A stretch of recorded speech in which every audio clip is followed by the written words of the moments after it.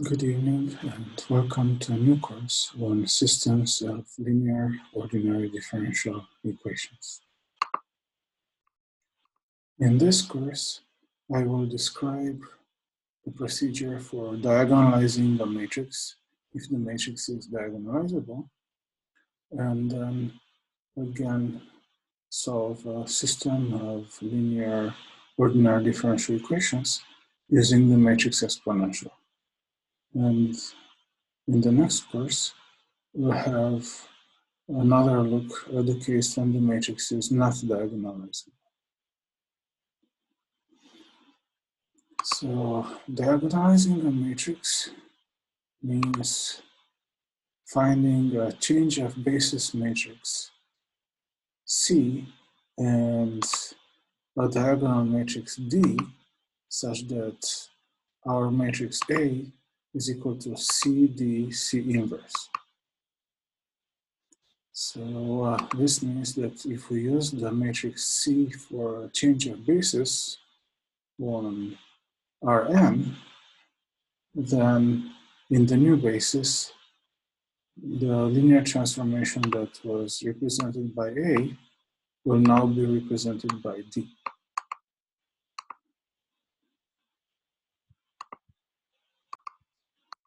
The matrix D is called the diagonal form of A, and again, the matrix C is called the change of basis matrix.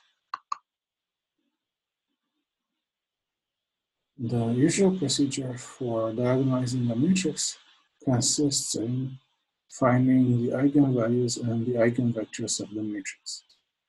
The eigenvalues will be the diagonal entries of the diagonal matrix D. So the diagonal matrix D will consist of 0 of the main diagonal, and on the main diagonal, the list of the eigenvalues of the matrix A. And the eigenvectors, written in the same order as the eigenvalues, will be the columns of the change of basis matrix C. So in order to find the matrix C, it is enough to find the eigenvectors of the matrix A. When is a matrix diagonalizable? It is diagonalizable if and only if it has n linearly independent eigenvectors, where n is the dimension of the matrix. And again, a reminder that none of these notions make sense for non-square matrices. So diagonal matrices are square. The change of basis matrix is a square matrix. And a matrix can only be diagonalized if it is a square matrix. And all these matrices have the same size.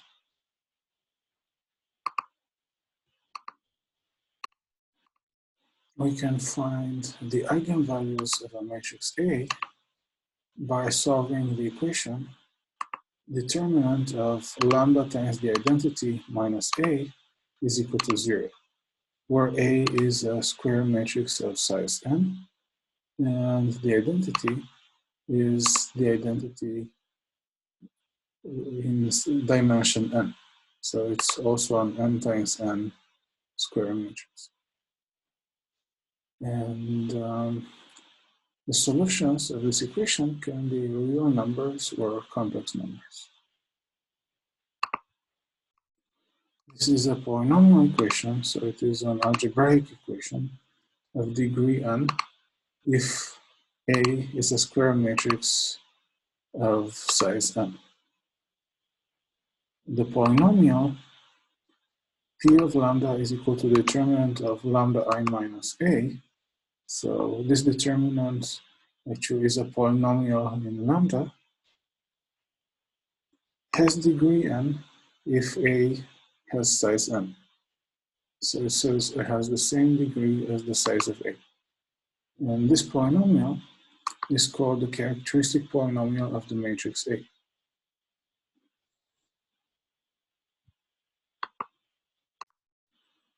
And then the eigenvalues are the roots of this polynomial. Eigenvectors are solutions of the equation AV is equal to lambda V for some eigenvalue lambda. 0, so the 0 vector, the vector whose components are all 0, does not count as an eigenvector. So for an eigenvector, at least one of its entries has to be non-zero.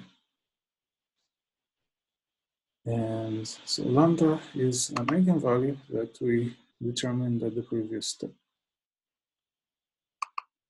And this is an equivalent characterization of eigenvalues, namely lambda is an eigenvalue if and only if there exists a non-zero vector such that AV is equal to lambda V. And in such a case, of course, V is an eigenvector. So if the characteristic polynomial has n distinct roots, so if all the roots of the characteristic polynomial are distinct, if none of the roots has multiplicity, then the matrix is diagonalizable. If the characteristic polynomial has roots with multiplicity, so if it has double roots, triple roots, etc., then the matrix may or may not be diagonalizable. And we would have to look at the dimension of the eigenspace associated to each eigenvalue. And let's define the eigenspace on the next page. So if lambda is an eigenvalue of the matrix A, then the equation AV is equal to lambda V will have infinitely many solutions. These solutions, so the vectors V such that AV is equal to lambda V, form a vector subspace of Rn called the eigenspace corresponding to the eigenvalue lambda. If for each eigenvalue, the dimension of the eigenspace is equal to the multiplicity of lambda, so for example, if lambda is a double root, then the dimension of the eigenspace is 2. If lambda is a triple root, the dimension of the eigenspace is 3, etc., then the matrix is diagonalizable. If the dimension of the eigenspace for a root is not equal to the multiplicity of the root, and then it can only be smaller, then the matrix is not diagonalizable. And this is a case we'll talk about next time. And then we have to use something called the Jordan form of a matrix. For example, for a 2x2 matrix, capital A, so let's call its entries A, B, C, and D, the characteristic polynomial is, so the characteristic polynomial is P of lambda. It's by definition the determinant of lambda times the identity minus A. So this matrix lambda I minus A is the matrix with entries lambda minus A, minus B, minus C, and lambda minus D. And then the determinant of this matrix is lambda minus A times lambda minus D minus B times minus C. So if we carry out the multiplications, we get lambda squared minus A plus D times lambda plus AD minus BC. And both of these coefficients, A plus D and AD minus BC, have names.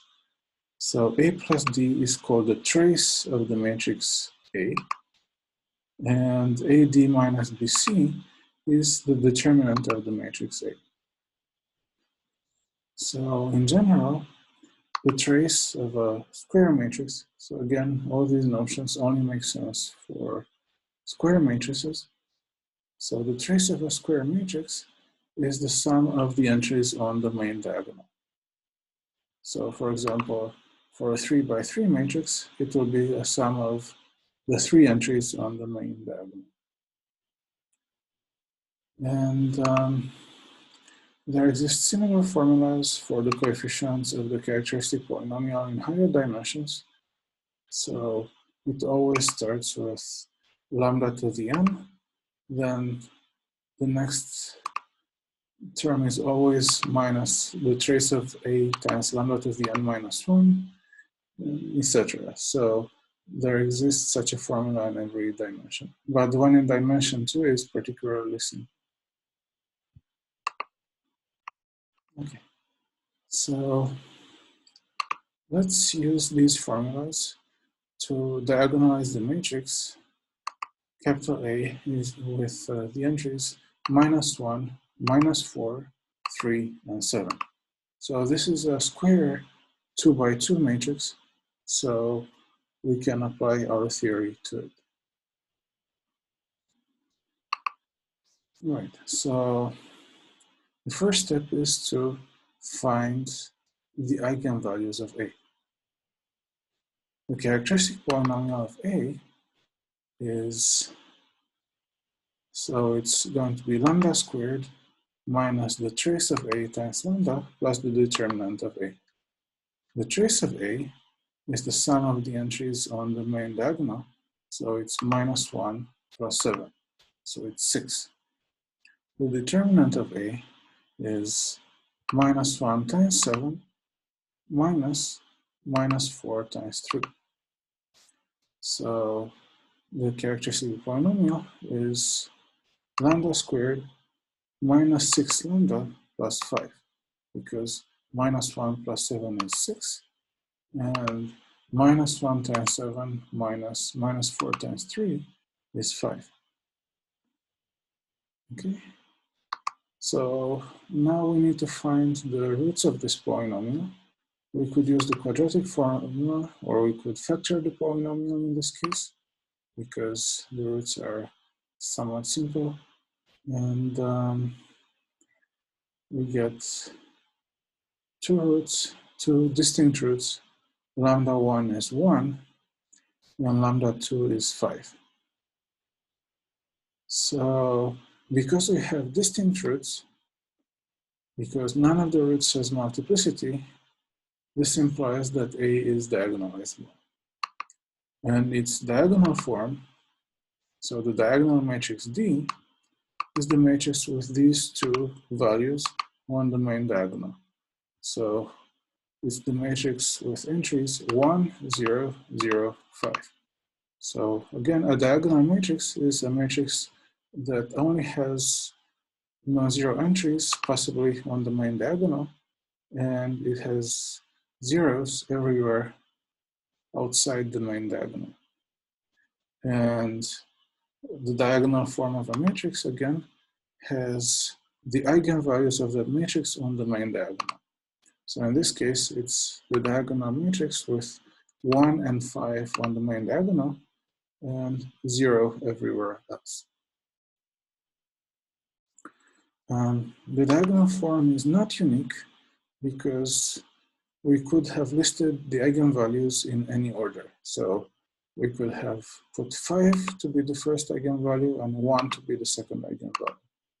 But once we have made a choice, let's stick to it and find the change of basis matrix that corresponds to this choice. So in order to find the change of basis matrix, we need to compute the eigenvectors of the matrix A.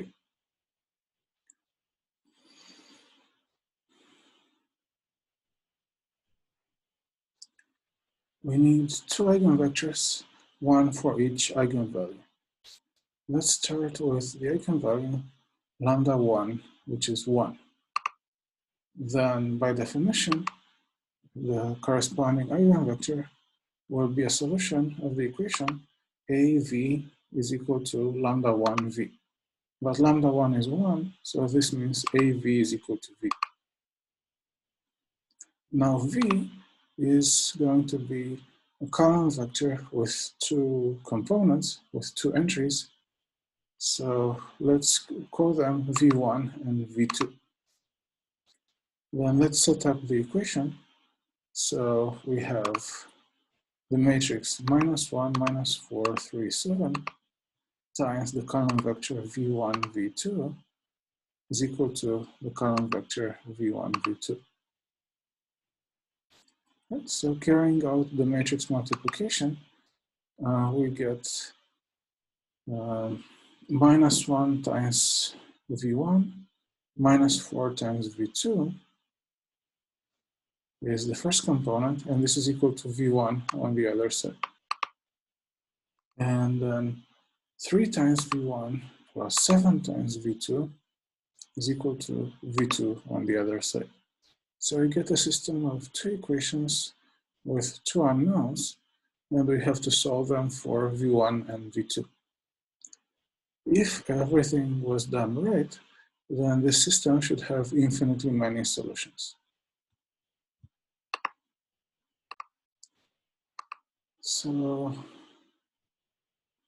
let's try to simplify the system.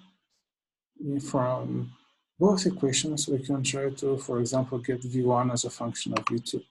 So from the first equation, if we move all the terms with V1 to the left side and all the terms with V2 to the right-hand side, we get -2V1 is equal to 4V2.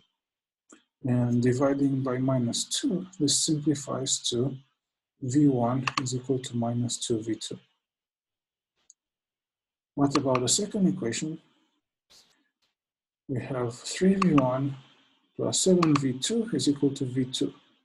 So taking all the terms with V2 to the other side, we have that 3V1 is equal to V2 minus 7V2, which is minus 6V2. So dividing by 3, we get that V1 is equal to minus V2. So in this case, both equations are equivalent to V1 is equal to minus 2V2. So both equations are equivalent to each other and to the simpler equation, V1 is equal to minus 2V2. So we just have, in the end, just one equation with two unknowns, and then, of course, we'll have an infinity of solutions.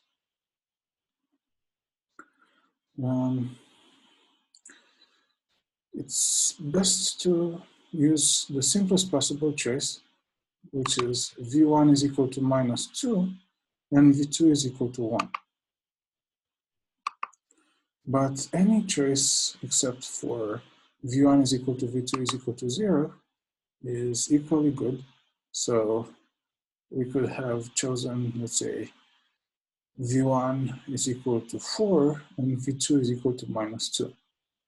It's just that simpler choices make the computation easier. So the only choice that we cannot make is V1 is equal to V2 is equal to 0, because we want a non-zero eigenvector. So let's see. Because this eigenvalue, lambda 1 is equal to 1, has multiplicity 1, so because it's a simple root, it's not a double root or a triple root or whatever, this means we only need one eigenvector for this eigenvalue. If the eigenvalue had multiplicity, so if this were a double root or a triple root, then we would want 2 or 3 linearly independent eigenvectors corresponding to this eigenvalue. But because this is a simple root,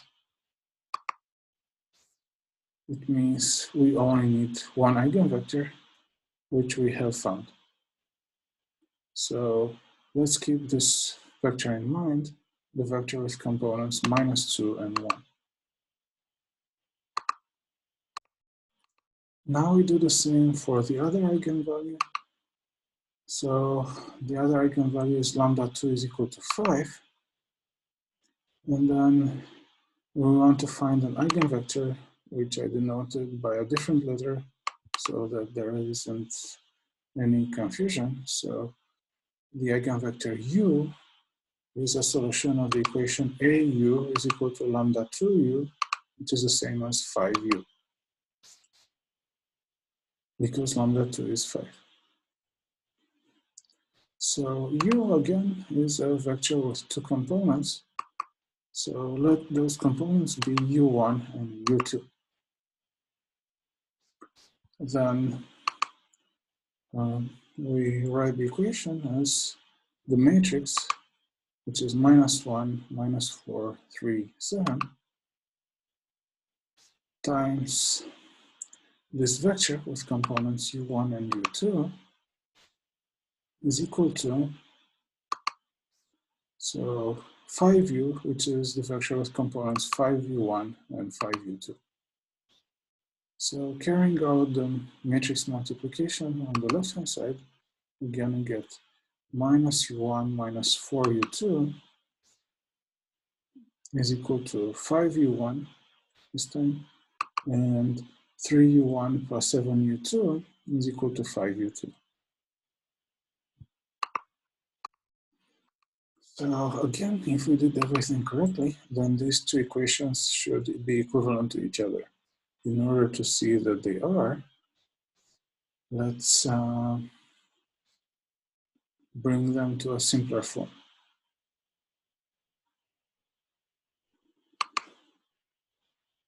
So for the first equation, if we put all the terms with u1 on the left and all the terms with u2 on the right, we get -61 is equal to 4u2.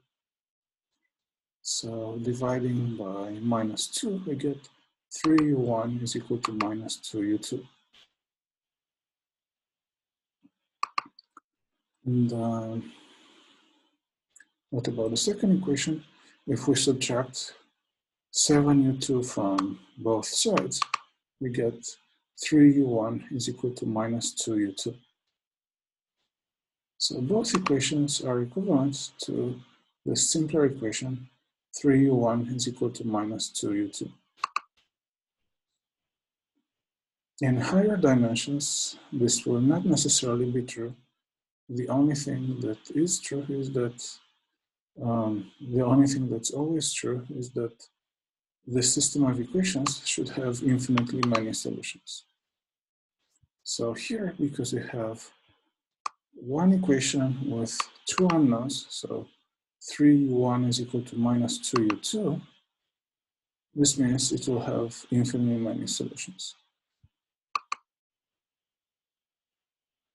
And we can pick values. So for example, we can pick a value for u1 and compute what u2 has to be, or the other way around. For example, you can say pick u1 is equal to 100, and then u2 will be -150. But again, the simplest choices are better. So let's pick u1 is equal to 2, and u2 is equal to -3. So this is one of the simplest possible choices we could make.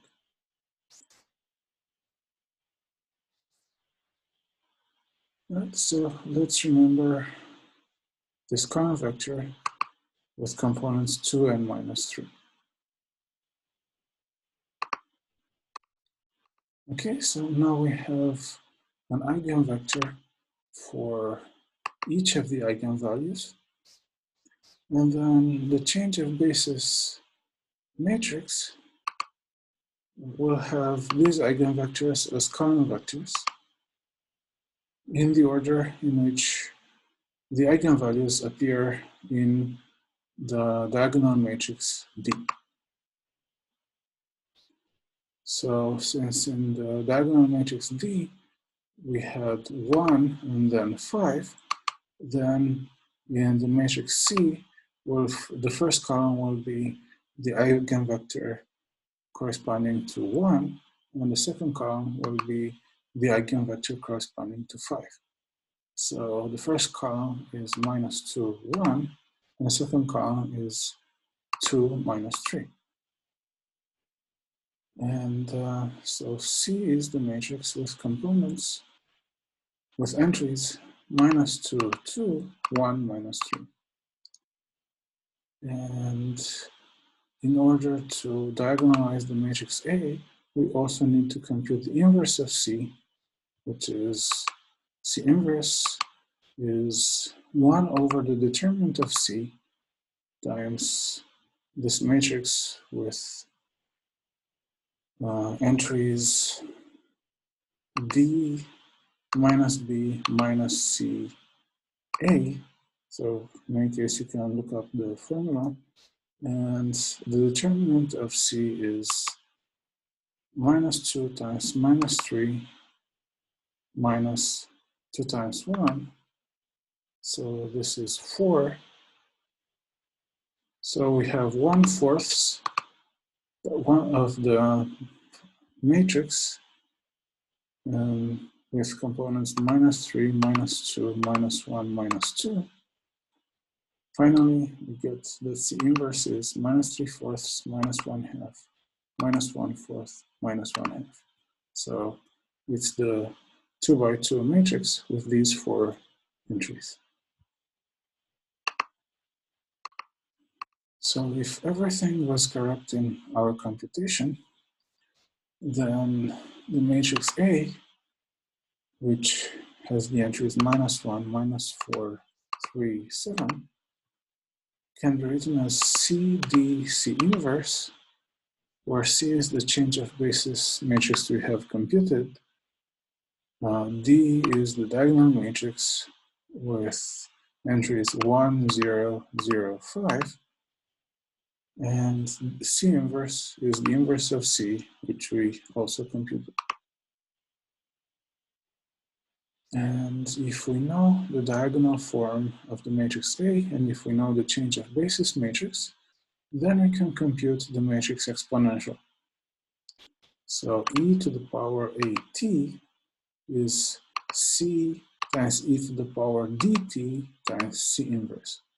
And for a diagonal matrix D, it's very straightforward to compute its exponential. Namely, we replace each entry on the diagonal by the correct exponential. So we replace 1 by e to the 1 times t, and we replace 5 by e to the 5 times t in order to compute e to the d times t. So e to the at then is equal to c times this matrix with entries e to the t, 0, 0, e to the 5t, and then times C inverse. And we should do the matrix multiplication in order to actually compute the exponential. So the exponential is given as the product of these 3 matrices. I took the product of the first and the second, and then at the second step I multiplied it with the third. Of course, one can also do it in reverse order. First, multiply the second and the third, and then multiply it with the first. Just remember, the order of the matrices matters, so you should not commute them. You should not change the order in which they are written. Anyway, so after carrying out this matrix multiplication, we get that the matrix exponential has the entries 3/2 e to the t minus 1/2 e to the 5t, e to the t minus e to the 5t,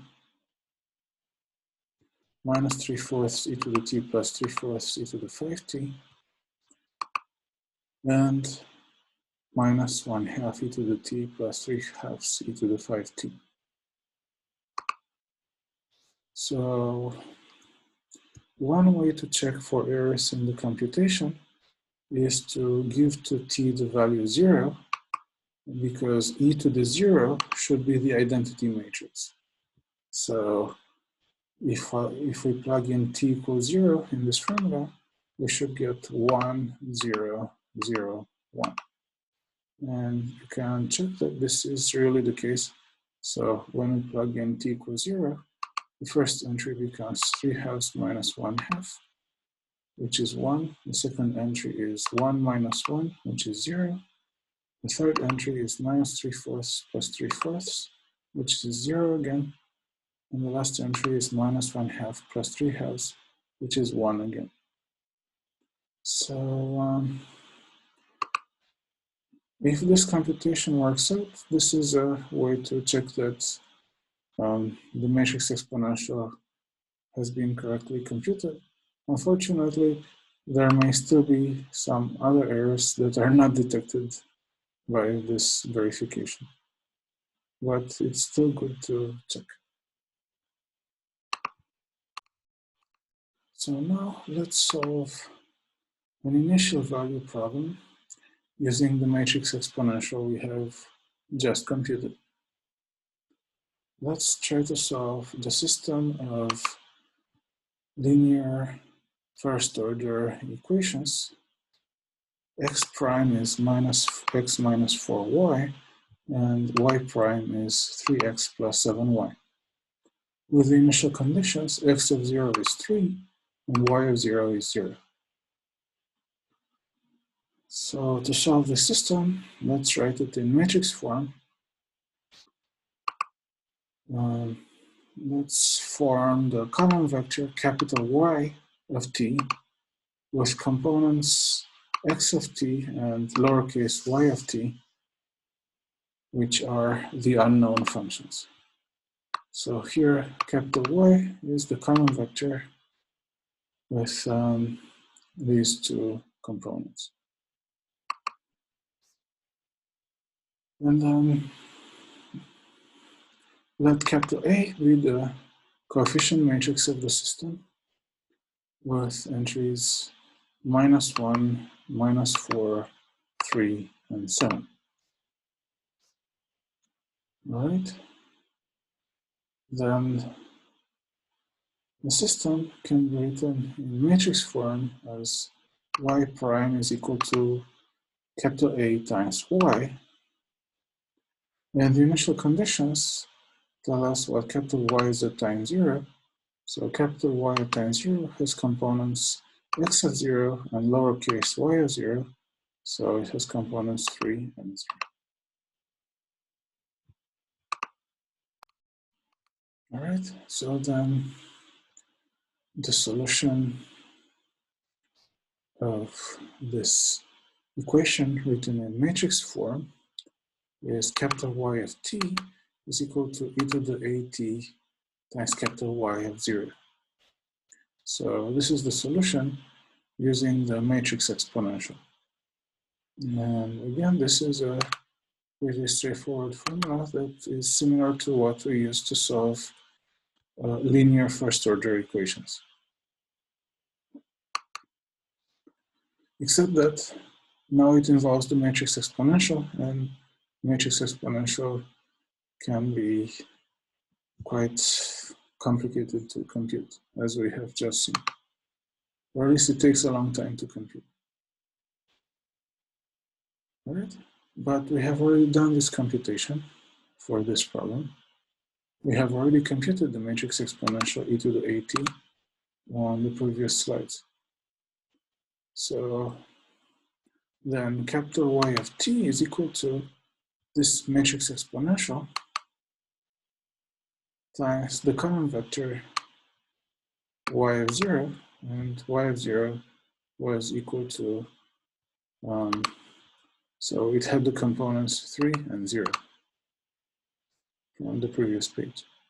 So it had the components x of 0 and y, lowercase y of 0, so 3 and 0. All right, so then doing this matrix multiplication, we now get that y of t is equal to, so what is the first component? So it's 3/2 e to the t minus 1/2 e to the 5t times 3, and then plus e to the t minus e to the 5t times 0. But since it's times 0, that doesn't count. So it's just 3/2 e to the t minus 1/2 e to the 5t times 3. So we get 9/2 e to the t minus 3/2 e to the 5t. And for the second component, again, it's minus 3/4 e to the t plus 3/4 e to the 5t times 3. And then it should be plus minus 1/2 e to the t plus 3/2 e to the 5t times 0. But since it's times 0, it doesn't count. So the second component is minus 9/4 e to the t plus 9/4 e to the 5t.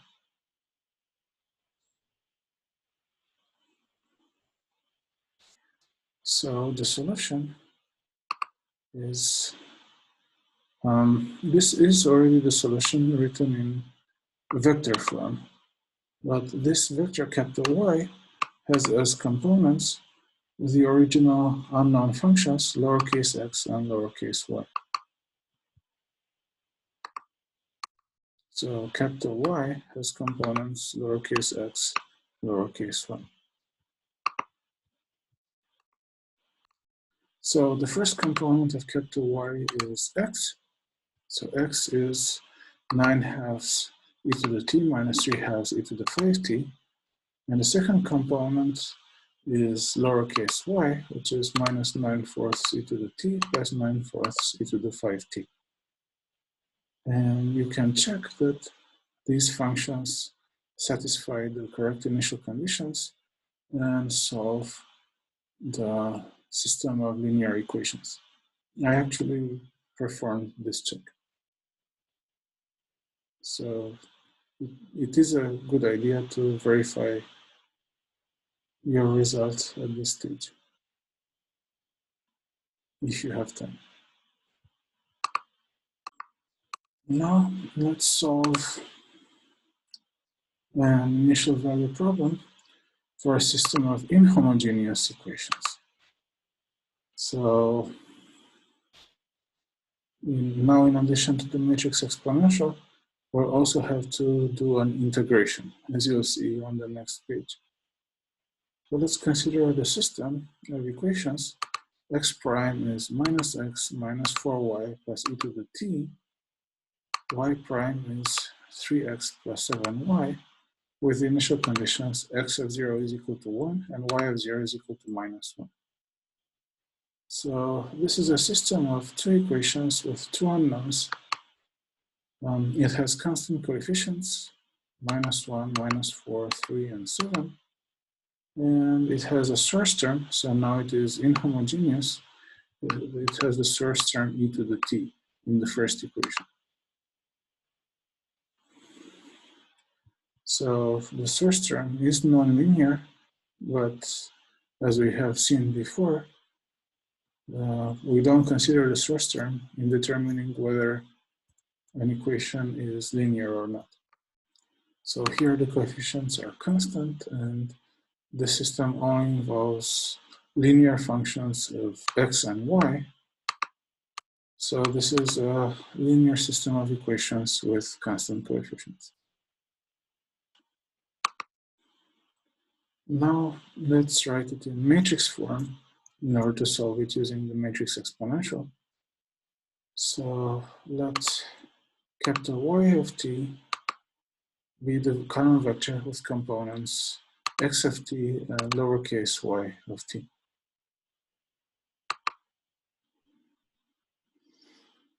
And now we have a source term, so let capital B of t be the column vector containing the source terms from the two equations. From the first equation, we have e to the t, and from the second equation, we have 0, because there is no source term in the second equation. All right, So with these notations, we get the system in matrix form. So capital Y prime is equal to A capital Y plus B, where A is the coefficient matrix minus 1, 4, 3, 7. And capital Y of 0 is the column vector with components x of 0 and lowercase y of 0. So it has components 1 and minus 1.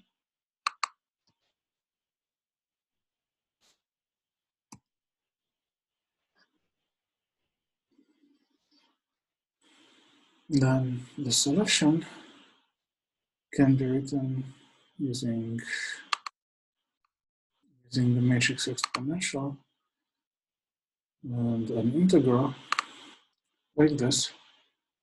So this is the same formula that we would use if this were a linear first order equation, but here it's a system of equations. So instead of the exponential, we use the matrix exponential. Other than this, this formula looks the same. So we have capital Y of t is equal to e to the at times capital Y of 0 plus integral from 0 to t e to the a times t minus s v of s ds, where b here is the source term.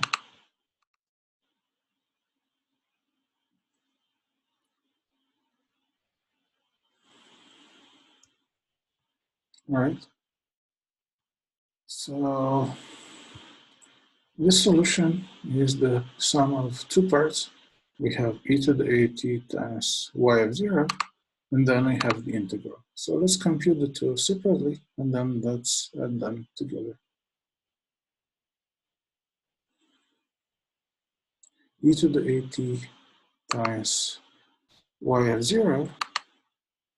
So e to the at is this matrix exponential we have already computed with components 3/2 e to the t minus 1/2 e to the 5t. This is the first component, and then e to the t minus e to the 5t is the second component. Minus 3/4 e to the t plus 3/4 e to the 5t is the third entry, and minus 1/2 e to the t plus 3/2 e to the 5t is the fourth entry. And we multiply this by the column vector with components 1 and minus 1, because this is what y of 0 is. Okay, so then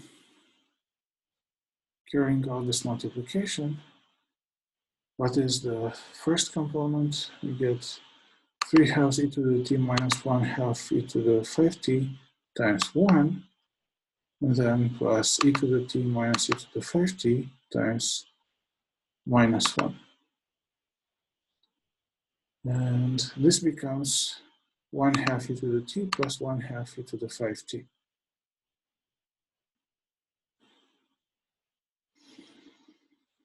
And on for the second entry, we take the product of the second line with the vector minus 1, 1. So it's minus 3/4 e to the t plus 3/4 e to the 5t times 1, and then plus minus 1/2 e to the t plus 3/2 e to the 5t times minus 1. So we get minus 1/4 e to the t minus 3/4 e to the 5t.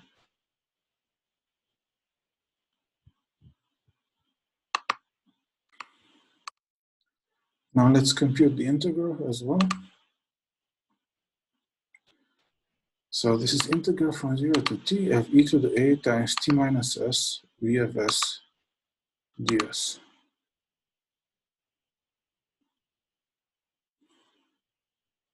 Okay, so b of s is the common vector with components e to the s and 0.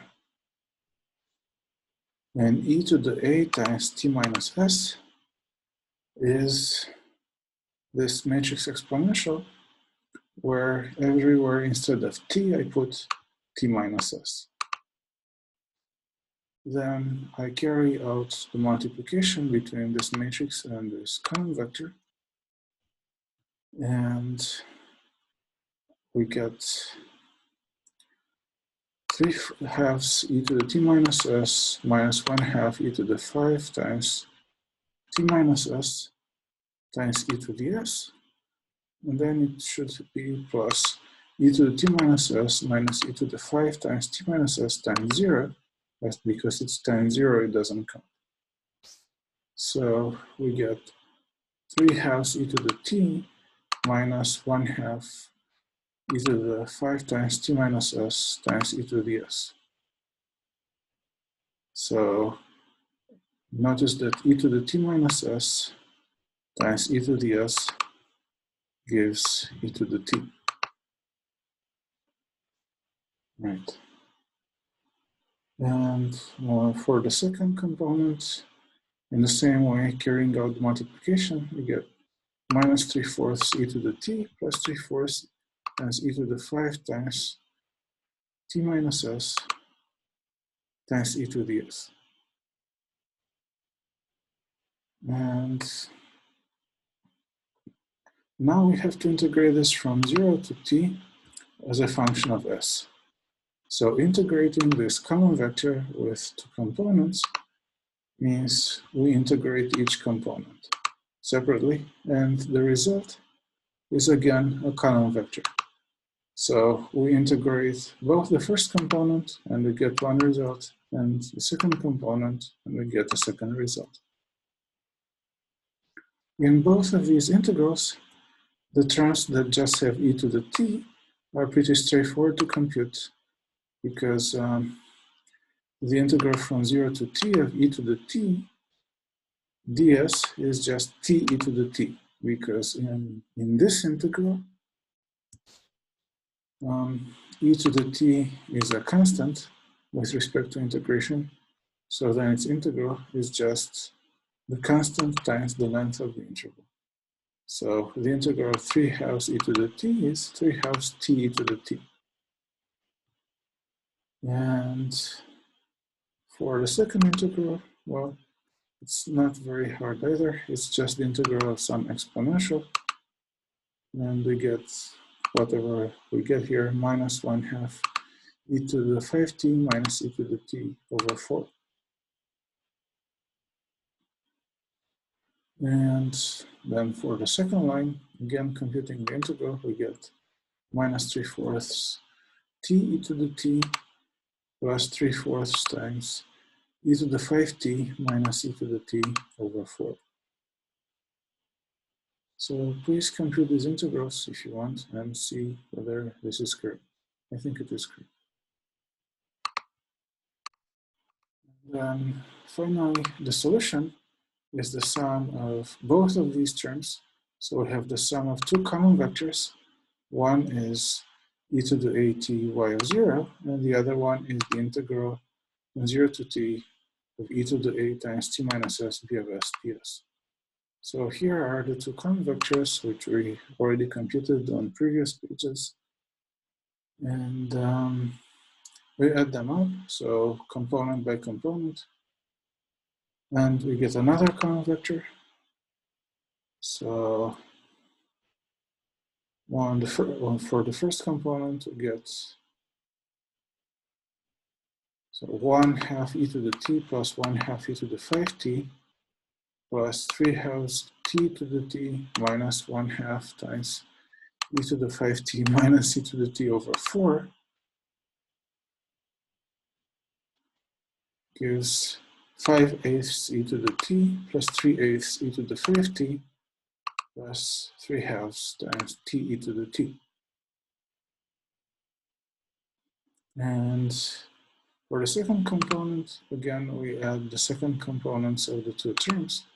So minus 1/4 e to the t minus 3/4 e to the 5t minus 3/4 t e to the t plus 3/4 e to the 5t minus e to the t over 4 gives us this result.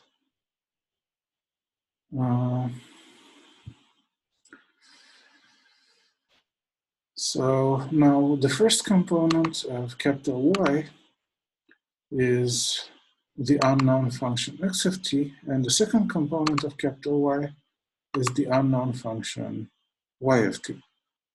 So we have computed the two functions that together solve the original system of equations. And again, we could check that this solution actually works.